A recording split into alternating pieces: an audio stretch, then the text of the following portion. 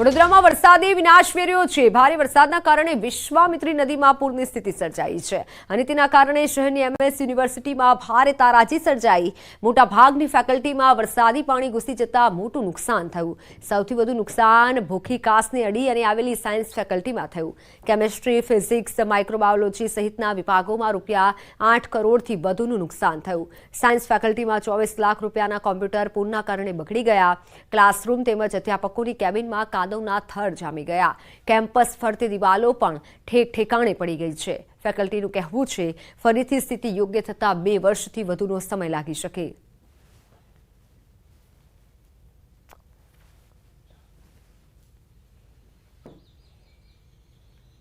એક વર્ષનું રિસર્ચ અમારું જે છે પાછળ ગયું। હવે અમે લોકો ટ્રાય કરીએ છીએ પીએચડી સ્કોલર્સ એમના લેવલ પર ફેકલ્ટી અને એઝ વેલ એઝ અમારું યુનિવર્સિટી લેવલનો સપોર્ટ અમને મળશે તો અમે પાક્કું જ આ બધું તરત વિલ રીઇનિશિએટ અને અમે લોકો બધું પાછું બેઝલાઇન પર લઈ આવીશું। બધા કેમિકલ્સ ગ્લાસવેરનો ખાસો ડેમેજ થયો છે।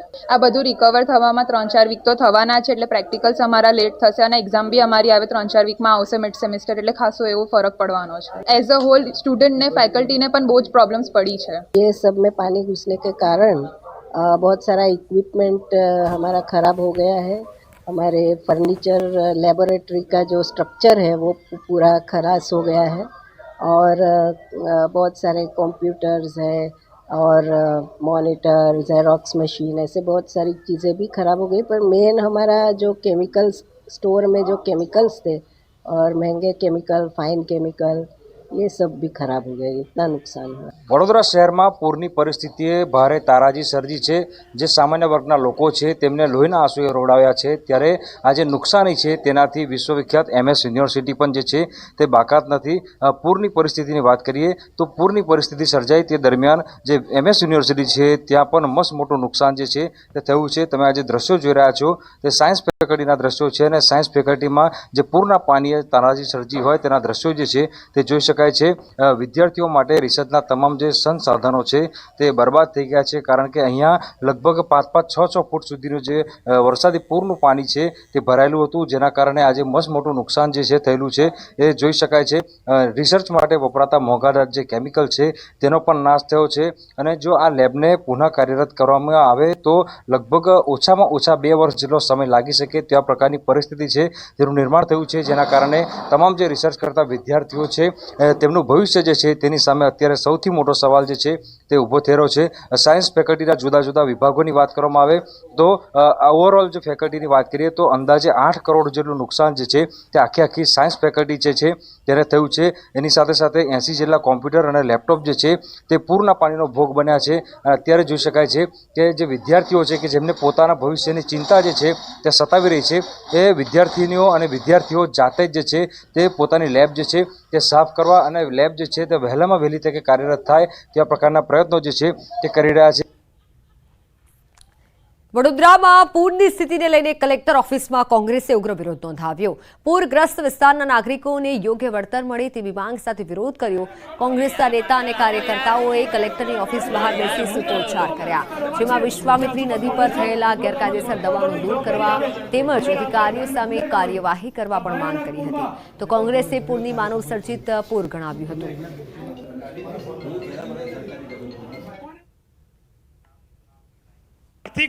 आर्थिक सहायना नामे वडोदरानी प्रजानी मजाक उड़ावो छो।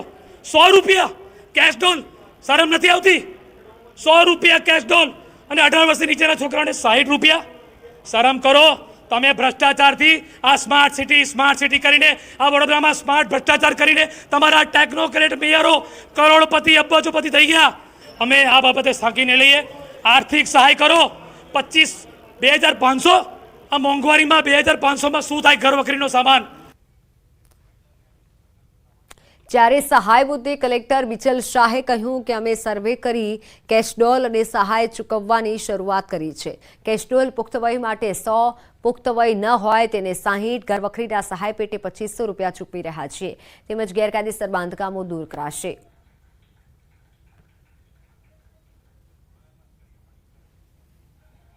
સફાઈ યુદ્ધના ધોરણે કરવાની અને સહાય અને સર્વે જે છે એ શક્ય એટલો જલ્દી પૂર્ણ કરી અને જે પણ પાત્રતા ધરાવે છે તેને સહાય ઝડપથી પહોંચાડવામાં આવે અને સફાઈ ઉપરાંત આરોગ્યલક્ષી જે કંઈ પણ દવાનો છંટકાવ અને જે સર્વેલન્સ એક્ટિવિટી છે એ પણ યુદ્ધના ધોરણે હાથ ધરવામાં આવે તેવી તંત્રને માર્ગદર્શન આપવામાં આવેલું છે. અમદાવાદમાં બીજે મેડિકલના ડોક્ટરો કરશે હડતાલ. રેસિડેન્ટ ડોક્ટરો કાલથી હડતાલ પર ઉતરશે. ઇમરજન્સી સહિતની તમામ સેવાઓ બંધ રહેશે. કેટલીક માંગ પૂરી ન થતા હડતાલ પર ઉતરશે. 6 મહિના બાદ પણ માંગ પૂરી ન થતા તબીબોમાં રોષ જોવા મળી રહ્યો છે. ઇમરજન્સી સહિતની તમામ સેવાઓ બંધ રાખવામાં આવશે.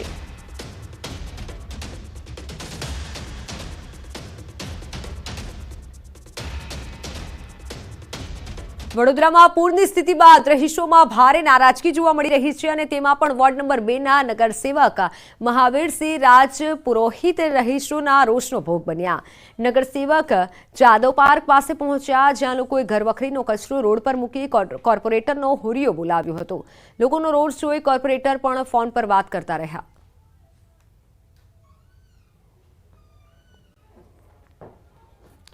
બનાસકાંઠાના ધાનેરામાં પાલિકાની ટીમ પર હુમલા મામલે પોલીસ તપાસનો દમદમાટ શરૂ થયો છે. દબાણ હટાવવા ગયેલી પાલિકાની ટીમને ધમકાવી અભદ્ર વર્તન કર્યું હતું.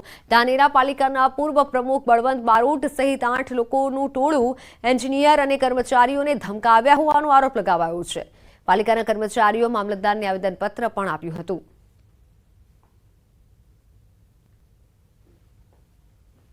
ટોળાને ભેગું કરી નગરપાલિકાના સ્ટાફ વિરુદ્ધ અસભ્ય વર્તન કરી નગરપાલિકાની કામગીરી ખોરંભે પડે, સરકારી કામગીરીમાં રૂકાવટ આવે, નગરપાલિકાના સ્ટાફનું મોરલ તૂટે એ પ્રકારનું વર્તન કરવામાં આવેલ હતું.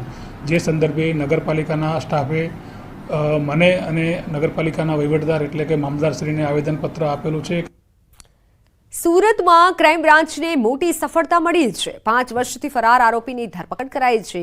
છેતરપિંડીના ગુનામાં નાસ્તો ફરતો હતો આરોપી. ટેક્સટાઇલ માર્કેટમાં કરોડોની ઠગાઈ કરી હતી. આરોપી ધવલ ધોરાજીયા વડોદરાના રહેવાસી છે. 13 જેટલા વેપારી સાથે ઠગાઈ આચરી હતી. 21.36 કરોડનું ફુલેકું ફેરવી અને આરોપી ફરાર થયો હતો.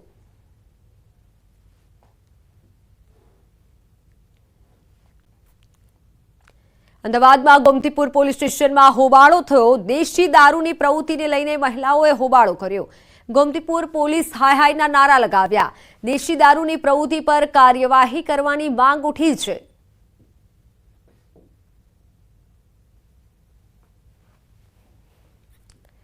વાત રાજકોટની. રાજકોટ શહેરમાં ચડ્ડી દુકાનદારી ગેંગનો આતંક સામે આવ્યો છે. ગાંધીધામ પોલીસ સ્ટેશન વિસ્તારમાં આવતી એડીબી હોટલના પાછળ રત્નમ રોયલ સોસાયટીમાં એક રાતે 3 જેટલા મકાનોને નિશાન બનાવ્યા, જે સમગ્ર ઘટના સીસીટીવીમાં કેદ થઈ હતી. ત્યારે સમગ્ર મામલે ગાંધીગ્રામ પોલીસ સ્ટેશનમાં ચોરીની ફરિયાદ નોંધવાની તજવીજ હાથ ધરાઈ છે. ચોરીની ઘટનાને લઈને ગાંધીગ્રામ પોલીસની નાઇટ પેટ્રોલિંગની કામગીરીને લઈને પણ અનેક સવાલ ઉઠી રહ્યા છે.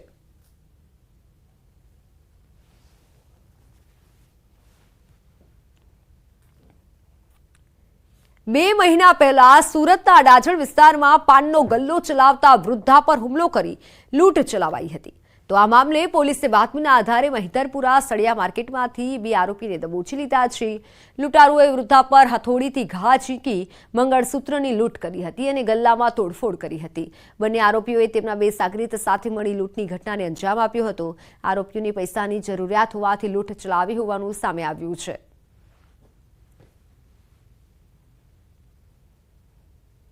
એ ગલ્લાવાળા વૃદ્ધાબેનને 2 આરોપીઓ આવી છાતીના ભાગે હથોડી મારી અને મંગળસૂત્રની લૂંટ કરી ભાગી ગયા હતા. બનાસકાંઠાના ડીસામાંથી શંકાસ્પદ ખાતરનો જથ્થો ઝડપાયો છે. સરકારી ફોસ્ફરસ ખાતર ગોડાઉનમાંથી ઝડપાયું છે. ડીસા તાલુકા પોલીસે વેદાંત ગોડાઉનમાંથી શંકાસ્પદ જથ્થો ઝડપ્યો છે. ખાતરને બીજા પેકિંગમાં ભરી સબસિડીવાળા ખાતરનો કાળો કારોબાર થતો હતો. પોલીસે 500 બોરી ખાતરનો જથ્થો સીલ કરી વધુ તપાસ હાથ ધરી છે.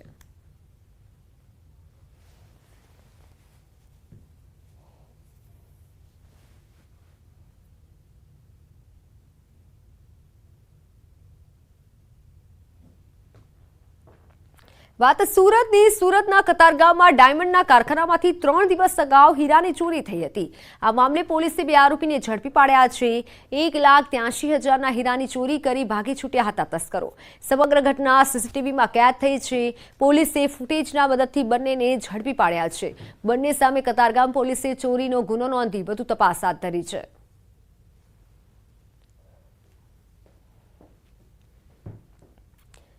રાજકોટમાં વડતાલમાંથી કાઢી મૂકેલા 4 સ્વામીના છેતરપિંડી કેસમાં તપાસ તેજ કરાઈ.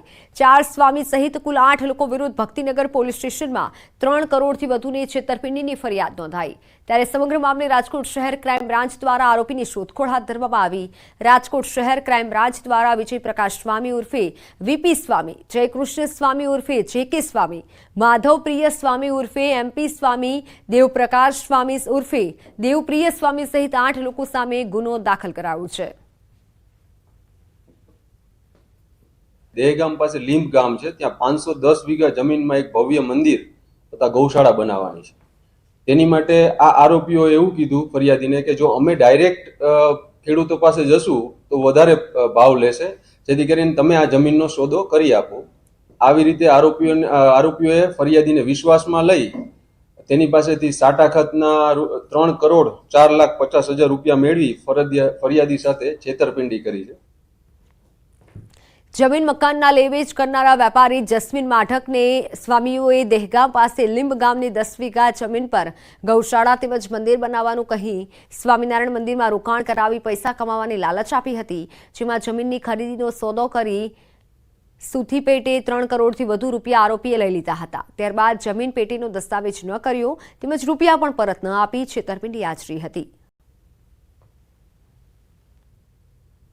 8 આરોપી વિજય પ્રકાશ સ્વામી ઉર્ફે વીપી સ્વામી, જયકૃષ્ણ સ્વામી ઉર્ફે જેકે સ્વામી, માધવ પ્રિય સ્વામી ઉર્ફે એમપી સ્વામી, દેવપ્રકાશ સ્વામી ઉર્ફે ડીપી સ્વામી, લાલજીભાઈ બાબુભાઈ ઢોલા જે આ ગુનાના દલાલ તરીકે સામે આવ્યા હતા ફરિયાદી સામે, અને સુરેશભાઈ ગોરી એ પણ એજન્ટ છે, અને ભૂપેન્દ્રભાઈ શનાભાઈ પટેલ, વિજયસિંહ આલુસિંહ ચૌહાણ આ બંને ખેડૂત બનીને ફરિયાદી સામે આવ્યા હતા. તમામ આ 8 આરોપીઓ વિરુદ્ધ આઈપીસી કલમ 406, 409, 420, 120B હેઠળ દાખલ કરી વધુ તપાસ તજવીજ ચાલુ છે. તો સમાચારોમાં હાલ બસ આટલું જ. રજા આપશો. નમસ્કાર.